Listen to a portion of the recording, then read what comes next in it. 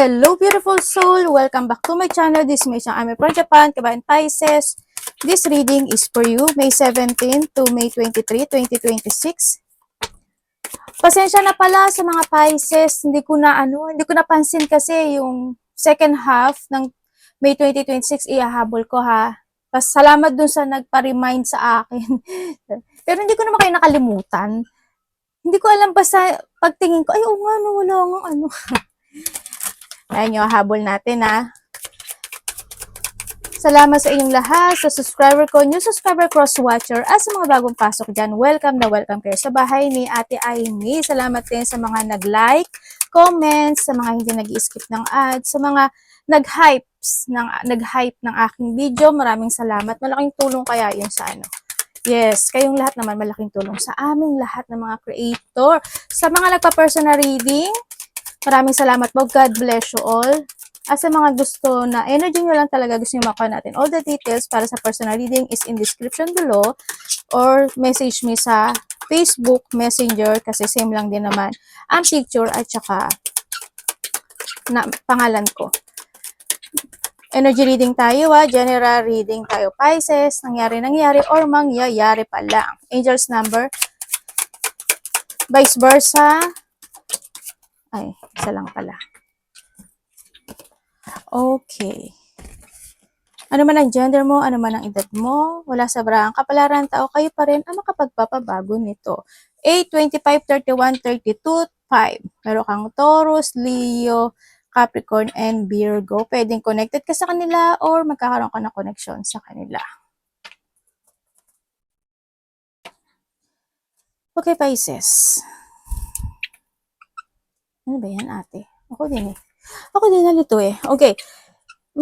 Okay. Maari na dito ka sa situation mo na maari may mga makakausap ka or may mga taong kukonek sa'yo or magkakaroon ka ng mga reflection from the past situation na makakapagbigay sa'yo ng kalungkutan. Ganyan. Ano ba, makipag-communicate sa'yo, ano, sa trabaho, karelasyon, kung sino man yan. Basta there's a connection na makapagbigay sa'yo ng lungkot, sadness, depression, or pwede sa iba is reflection ito sa nakaraan. No? Pwedeng nado sa point ngayon. Sa iba, sa inyo. Sa iba naman sa inyo, maaaring nandun yung point na may mga ini-illusion kayo o kaya is kulang kayo sa tulog, night shift kayo, pagising-gising, late matulog, or maaga kayo nagigising, magbawi-bawi na lang kayo, no? Sa iba sa inyo. Ang nakikita ko sa dito, magkakaroon sa inyo ng mga spiritual growth, no? Sa iba sa inyo. May mga papuri, pasasalamat ako na nakikita sa iyo. May mga i-imaginein ka raw na mga bagay o sitwasyon into your life. Pwedeng sa mga bagay na gusto mo actionan, gusto mo mag-growth, o gusto mo mag-success. Pwedeng na sa point na yon. Or sa iba sa inyo is there's a starting a new beginning into your life na magkakaroon ng mga recovery situation and successful. May mga mag-open na mga bagong pintuan sa'yo or sa iba dito is inspirations in life. Pwedeng inspired ka ngayon or may makapagbibigay sa'yo ng inspiration sa buhay. Yan, pwedeng sa iba sa inyo is may mga i-imaginein ka. Yun ang nakita ko sa iba sa inyo. Magkakaroon daw. Sa iba dito ano to mga ending of something. Kasi may end of a cycle din ako nakikita sa iyo. Yan. Huwag naman sana mawalang buhay, di ba? Pero may ending situation ako na nakikita sa iyo. Pwedeng, kung saan end yan, no? Ganyan. Sa iba naman sa inyo is may mga makikilala daw kayo na bagong tao or may mga bagong kukonek sa yung bagong tao. Magkakaroon din ng mga bagong dealing, partnership. Iba dito kontrata ito no? Or mga commitment. Tulad sabi ko kanina, may taong magpa-promise sa iyo Or maybe ikaw sa sarili mo, you promise to yourself na mas more ka magko-commit to success you sa iyong tinatahak na aspeto ng buhay mo ngayon. Or mas magiging more connected ka sa opportunity na nagaganap or magaganap sa buhay mo this time. Yun. There's a growth din ako na nakikita sa iba sa inyo, no? Yan, may mga growth. Actually, dito rin sa sitwasyon, there's a karma situation. Ibig sabihin, kung ano yung ginawa mo in the past, you will harvest it. Ganyan. Meron din ako nakikita na tao sa nakaraan na kukonek sa iyo or magkakaroon ulit kayo ng connection. Ibig sabihin, nagkaroon na kayo ng connection na doon, then kukonect siya ulit sa'yo. Na doon sa point na yon. Ako nakikita sa inyo. Eh, may mga positive outcome. May malalaman pero katotohanan, hindi ko alam kung ano yun. Happiness and victory and success situation. Sabi dito, parang iniisip niya na sana mas mag-success pa ako, sana ganito, sana ganyan, sana ganon. Nandun kayo sa point na yun. Pagbabalik ng sigla, yes, coming. Ang nakikita ko dito, sana wala kayong sakit or maybe may tao na nakakonect sa'yo, may sakit or magkakasakit. Yun ang nakikita ko. Kasi may illness ako nakita. Alam mo, mga time na parang nasayang, na panahon, oras, pagkakataon. Hindi ko alam why, nag-vacation ka ba, nag-rest ka ba, may nagkasakit ka ba, nagpahinga ka ba, parang may ganong nangyari, sitwasyon, may magaganap na mangyari, ganon. Yun ang nakikita ko sa iba sa inyo. Hindi ko alam in what way. Baka nakita ka ng mga repeating numbers, 33, ay, ang galing. Ala, puro 3, oh. Galing. Tapos, wish come true, congrats. And 5 plus 5 is a completion. Uy, merong merong magiging maganda yung flow mo ngayon. And also, inspired action ka ngayon, may wish come true. And then, may actionan ka raw Parang may actionan ka. Parang nandito ka sa point of situation na you're starting a new beginning into your life na parang meron kang gustong i-structure or i-create or i-reveal din na situation. Parang may ganun ako nakita sa iba sa inyo ha. Also, this is a start press para taking a chances. So, yun. May mga growth ako nakikita sa iyo eh. Merong success. May goal, may goal ka pa na gagawin na i-start. Hindi ko alam kung may mga project ka, business, kung ano man yung promotion, ideas, parang nahandun sa point na yun. Magiging very creative ka daw kasi this time sa nakikita ko dito. May bubuing kang foundation eh. Hindi ko alam in what way yun. Yun. Yung iba sa inyo is magkakaroon kayo ng mga self-realizations in life. Hindi ko alam kung sa aspeto ng buhay mo, pero magkakaroon ka daw ng ganun. Pwedeng mailelet ko ka, pwedeng yung dating mga naudlot, uumpisahan mo. Sa iba naman sa inyo, yung mga na-delay, uumpisahan mo na. O may mga umpisahan ka na, o umpisahan mo muli. Pwede na, kung saan self-realization niya na magkakaroon ka daw ng ganun. Yun ang nakikita ko sa iba sa inyo. Meron kang 333, growth, creativity, sa support, joy, community, vision, and talent. Ibig sabihin, you have a talent talaga, magkakaroon ng mga collaboration, partnership, recognition, dealing, mga ganyan. No, may mga sharing goals din ako nakikita sa iba sa inyo. Handito rin yung point of pwedeng may taong hingi ng suporta sa iyo or may taong kasusuportahan. Pwedeng give and take or nandun yung point o may mga proseso ka na gagawin or mga forwarding when it comes to a planning. Yan. Seeing the angel number 33 is the sign that is the time to focus inward. O, diba? Forward sa plano ka. And work on your skill, discover your talent, and use your imagination. Unleash your inner artist. Doing so will boost your self-esteem and sense of competence. It does wonder for your sense of purpose and contribute your community. Ibig sabihin, gagamitin mo ngayon yung talent mo, yung skills mo, para mas mag-growth ka pa sa sarili mo. Nandun ka sa point kayo. Baka iba sa inyo is, yun nga, mag-explore ka, mga ganun. May mga pagpaplano ka na gagawin. Then may mga, parang kakawala ka sa isang sitwasyon sa buhay mo. Baka may mga susubukan ka, mga ganyan. Also, this is a freedom and action situation. Congrats, kung saang aspeto ng buhay mo yan. Tingnan natin ang iyong energy. Anak ko kayo sa ulo ni Mami. Energy mo. Pisces.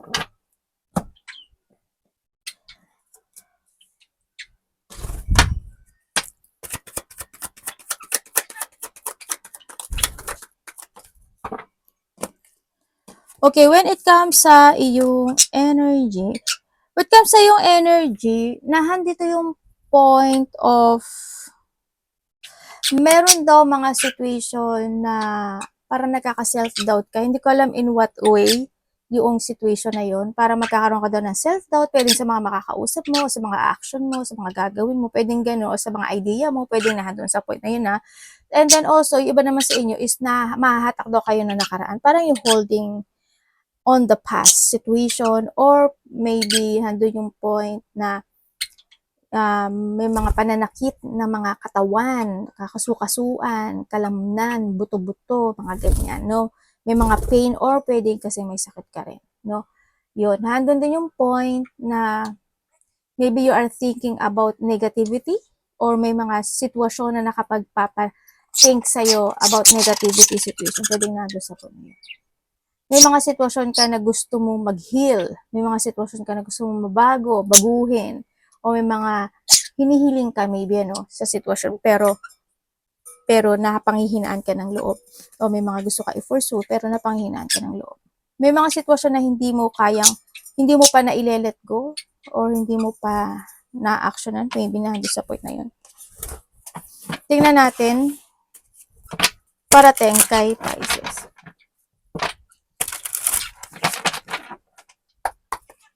Anak, may pupuyan ha. Patingin. Pasensya na kayo ha. Kasi maapakan nila yung nila. Kalat. Parating kay Pisces. Uy, 10 of Cups oh.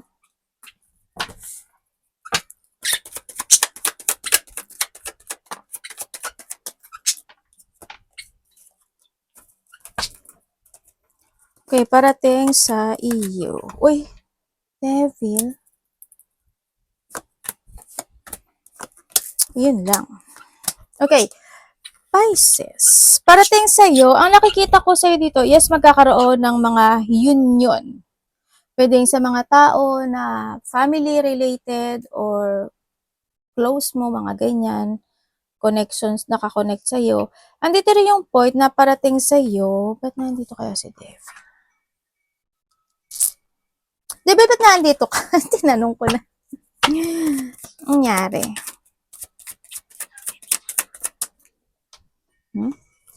Anong ginagawa mo dyan? Okay. Okay. Nakuha ko na. Yung iba sa inyo, nandito daw yung point, makabisi rin yung iba, no? Yan, makabisi yung iba. Yung iba sa inyo, nandito yung point na may mga i-evaluate daw kayo na sitwasyon, may mga urong-sulong na pwedeng maganap, ganyan. Kaya ang nakita ko sa'yo, baka magde-delay ka, di ba?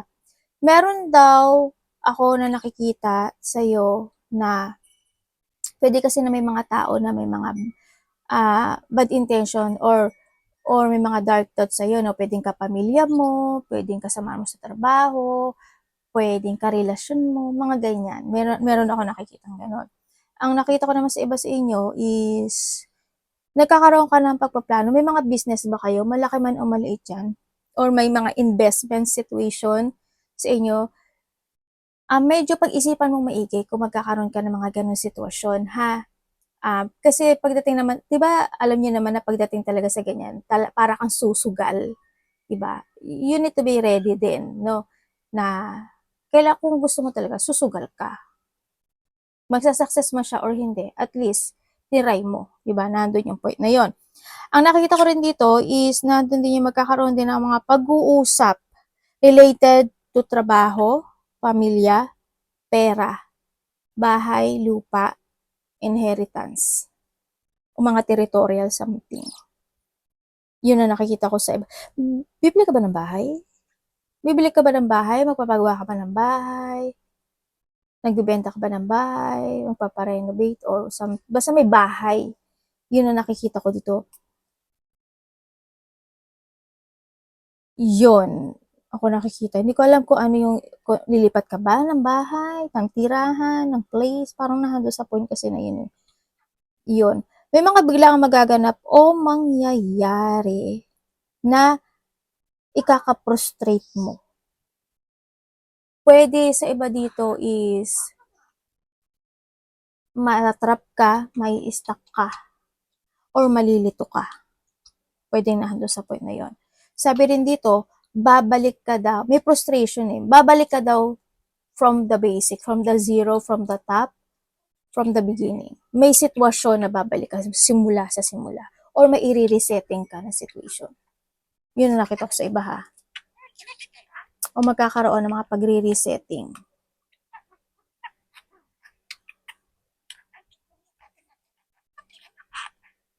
You will become a center of attention. Hindi ko alam in what way dito sa sitwasyon.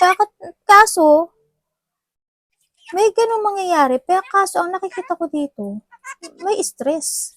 Burden, stress, anxiety, depression. Hindi ko alam kung bakit. May insomnia ba kayo? Nagkaka-migraine ba kayo? Kulang ka ba sa tulog? Night shift ka ba?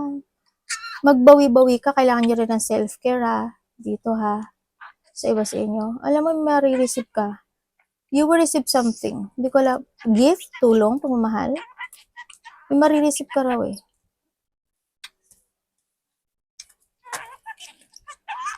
Pero bakit kaya? May frustration. Universe, pwedeng explain mo sa akin to.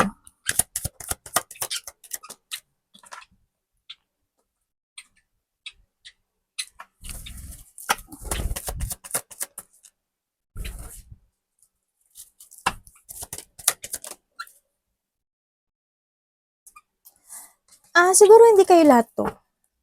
Siguro hindi kayo lahat. May makukulong. Ikaw o kakilala mo o parte sa pamilya mo. Hindi ko alam kung sa anong aspeto ng buhay ng pagkakulong. Basta may maukulong. Pwedeng sa relasyon, pwedeng sa kulungan mismo. Wag naman sana, 'di ba? Ang sakit noon. Or pwede rin na ano lang siya, ano lang siya, mapapagitnaan ng sitwasyon. Pwedeng nandoon sa point na 'yon.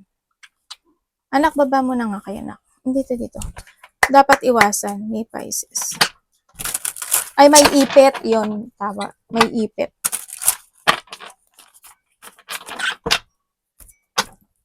Dapat iwasan ni Pisces.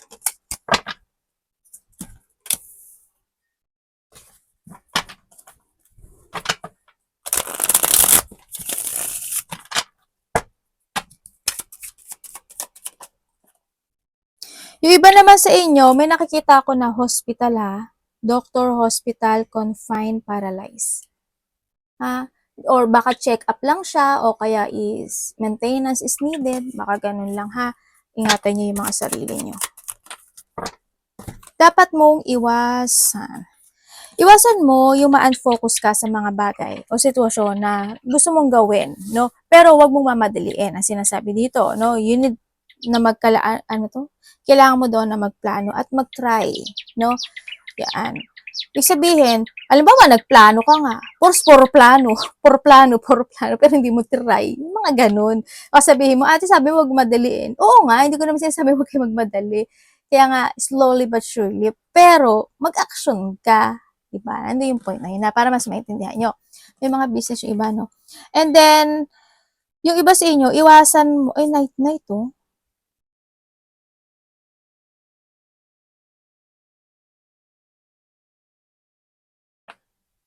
Okay.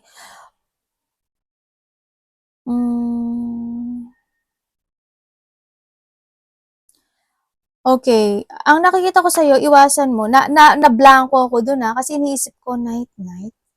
May hinuhugot kasi ako sa night eh. Okay. Erase muna natin yun na. Okay. Ang nakikita ko sa'yo, iwasan mo. Siyempre, kung di ba sabi ko sa'yo, is kailangan mo magplano ng maigi. No? Kung may mga something na you want na mag-take a risk, why not? Pero you need to be prepared. Di ba? Yun yung tulad ng sinabi ko kanina. Iwasan mo yung mga pwede makapag-burnout sa'yo, yung kung may bisyo kayo, iwasan nyo, or mga taong mabisyo, mga bully, iwasan mo, yung mga taklesa, bastos, masakit magsalita, yung bahala na situation, iwasan mo, yung katamaran, iwasan mo, yung mastak ka, o yung mga being matigas ang ulo, or mga taong matitigas ang ulo, iwasan mo, ganyan. Yun ang nakikita ko sa'yo. And then, iwasan mo yung kung nagagamol kayo, umiwas talaga kayo ha. Or yung mga tao na gano'n, pagsabihan nyo, you need to speak out din kasi, no, para bigay ka lang ng opinion, hindi mo naman sinasabi na ano. And then sinasabi rin dito, kung may mga bagay doon na dapat ikat mo or alisin, ilit ko. Being responsible, or iwasan mo yung mga taong hindi responsable or ma-stagnant ka, iwasan mo yung mga sitwasyon na pwede ka ma-stagnant talaga. Kung may mga bagay na kinakailangan maging practical or dapat i-improve, pukusan, bigyan ng hard work, gawin. And huwag ka magpapanghinaan ng loob. Love, kapatid, anak, magulang, karelasyon, kaibigan, pamilya. Kung may mga gusto kayong i-create, gawin nyo. Diba? Tsaka yung yung pabago-bago yung isip, iwasan nyo yun ha. Pabago-bago isip, mga taong abusado o being abusaduhin, mang-abuso ka, iwasan mo yun o vice versa. Siyempre, yung mga hambog-hambog, mapagmataas, arugante, mayayabang, iwasan mo yun. O kung ikaw ito, ganyan. Iwasan mo na malack of discipline ka, malack of control ka ha. Yan, yung mga tao na medyo may pagka-abnormality situation o abnormal or hindi ko naman sinasabi na lahat. Na wag naman sana ikaw, 'di ba? O kaya yung mga masyadong exage, mga ganun. Iwas ka doon or kung ikaw umiwas ka. No, yan. Love, Pisces.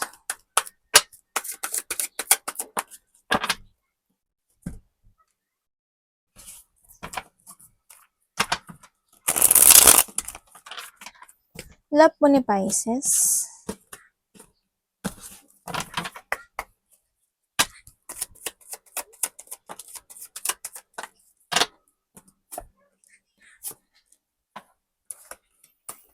Kung ikaw is single, uy. Nako. Kung single ka daw, naloko na. Sa iba sa inyo is pag-isipan mo daw maigi. Kung may nakakausap ka na, o may makakausap ka, pag-isipan mo daw maigi muna. Kumbaga, timbangin mo yung connection na ito. No? Yun ang sinasabi. Parang yung kanina, parang sabi dito, di ba, yung sa huwag kang pabigla-bigla. Ganon. Yun ang sabi dito. Iba dito, may makikilala kayo mas matanda sa inyo. Iba naman sa inyo is may makikilala. Iba dito, baka mapasok kayo sa third party relationship. Kasi kung papasok ka sa relasyon, alam mo ba na mag-i-end to? Pero hindi kay lahat, hindi kay lahat. Itong nakuha kong energy ha, itong nakuha ko. Yun. Pero, syempre, you need to open your eyes din, pagdating sa pagpasok sa connection. Kung kayo is nagkahiwalay na nitong taon to, yes, nagkaroon ng paghihiwalay, andun yung struggle. No, pwede rin, oo, you value this person, pinahalagahan mo to, pero nagkaroon kasi na pagbabago, nagkaroon ng mga disappointment, pwede na andun kasi yung third party talaga, hanggang sa, yun, na lumaya din yung isa. Pero alam mo, nag-apology itong tao na to kasi gusto niya ng renewal pagdating sa'yo. Yun nga lang, nandun kasi yung point of boundary ng isa sa nakikita ko, no? Yun. Baka nag-put boundaries na rin ikaw or siya, mga ganun. Pero gusto niya ng renewal and apology yung tao na to. Kung kayo naman is may third party relationship, alam niyo naman na siguro, 'di ba, na meron naman talaga. Pero yun na nga lang talaga, baka naman ikaw din yung third party o kaya naman, hindi man, nandun yung point na, alam mo na, ayan, kitang-kita, 'di ba? Meron talaga, as in meron. Tinatry mo na lang siguro na balansehin yung sitwasyon, yun nga lang, minsan, pikit bulag ka na lang din, 'di ba? Kahit alam mo, kasi mahalaga, mahal mo, pwedeng nandun sa point na yun or vice versa. Pero nasa inyo pa rin naman yan no? Yun, nakikita ko sa inyo, kung ano yung magiging desisyon mo. Kung itong sitwasyon na to, is magkakaroon ng paghihiwalay doon sa kabit o sa isa, hindi ko alam kung kayo yung kabit. Basta sa isang karelasyon, ang nakikita ko dito, mangyayari muli siya. Ayoko kayo na mawala ng pag-asa. Pero nasa inyo, siguro when it comes on, kasi pwede naman siyang ma-reverse Yun. Pero, Sa iba sa inyo, there's a possibility na kung magkakaayos kayo at magkaka-resetting ng connection muli, mangyayari muli yung pangloloko. Same pattern. Kung kayo naman is walang third-party relationship, kung wala kayong third-party relation, andun yung pagpapahalaga, yung value ng connection na ito, andun yung point na may mga time daw na hindi kayo magsi-same page eh. Sana hindi kayo magkaroon ng conflict, o kaya naman may mga, pwede rin kasi na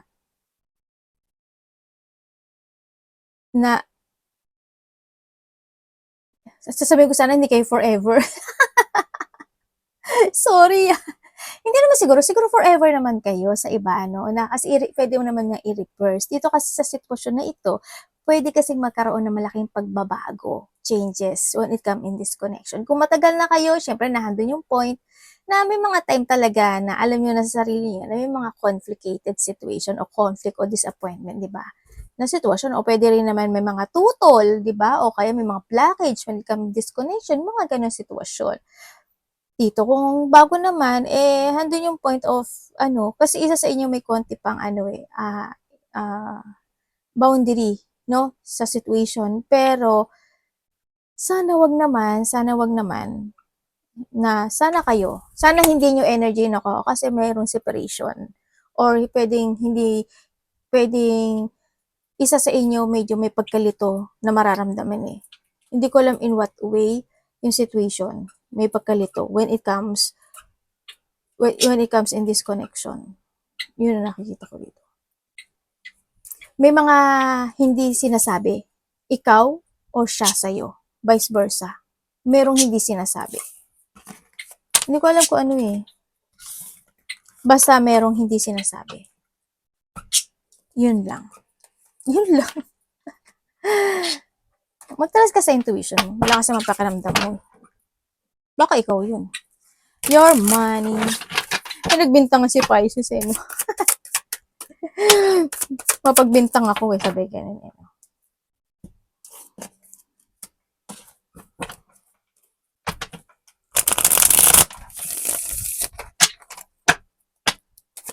Your money. Okay, pagdating sa iyong money. Pagdating sa money mo is pwedeng iba sa inyo, you are content creator, social media, kung ano man yung meron sa inyo, nando sa point na yon. TikTokers, Facebook, YouTube, kung ano meron kayo. Andun din yung point na when it comes to a money, is maari kasi na nahadun kayo sa point na mas magsasucess yung iba sa inyo related sa ibang bansa.